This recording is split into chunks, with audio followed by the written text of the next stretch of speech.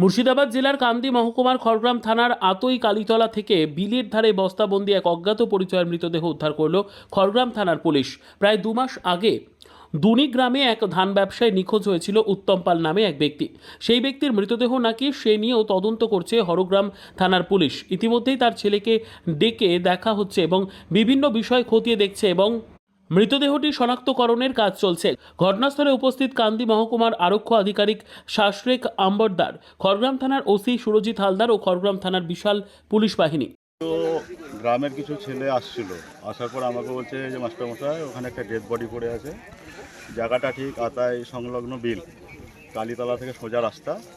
এবং আসার পরে দেখা যাচ্ছে যে ডেড বডিটা পড়ে আছে। এবং আমি ভালো করে দেখার পর আমাদের স্যার সুরজিৎ বাবুকে আমি ফোনে কথা বললাম।